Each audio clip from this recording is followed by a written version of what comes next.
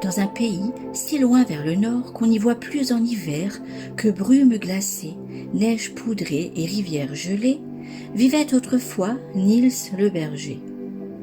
Un jour, en se promenant dans la montagne, il trouva un ourson perdu qui gémissait de peur, de fatigue et de faim. Il l'emporta dans le chalet de ses parents et l'apprivoisa tant et si bien que l'ourson fit bientôt partie de la famille. On l'appela Oscar, et plus il grandissait, plus il devenait courageux, gourmand de miel et malicieux. Un matin au village, Niels entendit raconter que le roi du Danemark inviterait à réveillonner dans son château celui qui lui apporterait en cadeau un ours parfaitement apprivoisé. Le jeune berger décida donc d'emmener Oscar dans l'espoir de dîner et de danser dans ce merveilleux palais. Il traversa des montagnes hérissées de rochers et de forêts où se cachaient ces petits lutins ricanants et parfois même un peu méchants que l'on appelle trolls, dans ce pays du Nord plein de brumes glacées, de neige poudrée et de rivières gelées. En chemin, Niels aperçut une petite maison de bois aux volets tout de guingois. Il frappa à la porte déglinguée et demanda la permission d'entrer pour se réchauffer. Le paysan qui habitait là accepta, mais il le prévint toutefois qu'il s'apprêtait à s'en aller avec sa fille Camilla. La jeune fille invita le garçon et son ours à dîner. Sur la table, elle posa une grosse miche de pain, du jambon, de la dinde et du saucisson. Elle ajouta encore un joli gâteau de Noël et un énorme pot de miel. Pendant ce temps, son père racontait à Niels et à Oscar la raison de leur départ. Chaque année, pendant la veillée de Noël, les trolls envahissaient leur chalet et mettaient tous en dessus-dessous. Ils grignotaient les miches de pain et prenaient les casseroles pour des tambourins. Et quand ils avaient encore faim, ils mangeaient même les coussins, les rideaux et les serviettes de bain.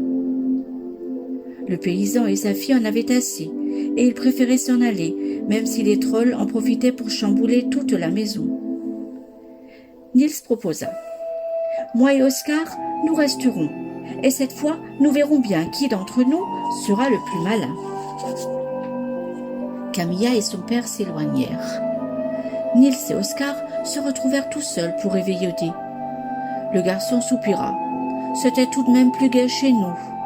Faut-il que je sois un peu fou pour avoir eu l'idée de nous faire inviter dans ce magnifique et lointain palais où nous n'arriverons peut-être jamais ?» À ce moment, la porte et les volets volèrent en éclats et une horde de trolls se précipita dans le petit chalet de bois. Il y en avait des grands et des petits, des grassouillés, des rabougris. Tous bondissaient en ricanant et grignotèrent en un instant la très grosse miche de pain, le jambon, la dinde et le saucisson. Et comme ils avaient encore faim, ils dévorèrent le gâteau de Noël. Mais ils ne trouvèrent pas tout de suite le pot de miel qu'Oscar cachait avec lui sous la table. Alors, en dansant au son des casseroles qui leur servaient de tambourin, les trolls s'apprêtèrent à manger aussi les coussins, les rideaux et les serviettes de bain. Mais l'un d'entre eux aperçut soudain le miel que l'ours cachait sous la table. Il crut peut-être très malin de tremper ses doigts dans le pot. Oscar grogna et se fâcha aussitôt. Il se dressa hors de sa cachette, chassa les lutins des assiettes, en attrapa un par les pieds, un autre par le bout du nez et les lança jusqu'au plafond. Alors tous les trolls prirent peur et s'enfuirent de la maison. Niels s'écria « Bravo Oscar, je crois qu'ils ne reviendront pas. » Tout le restant de la nuit, le garçon remit de l'ordre dans le chalet. Au matin, lorsque Camilla et son père vinrent le retrouver, ils virent la porte et les volets réparés, la table mise et le sapin décoré. Que puis-je faire pour te remercier questionna le paysan. Niels répondit. Faites venir mes parents, mes cousins et mes amis, et demandez à Camilla si elle me veut pour mari. Le mariage eut lieu quelques jours plus tard, et tout le monde y dansa et s'y régala, même le joyeux ours Oscar.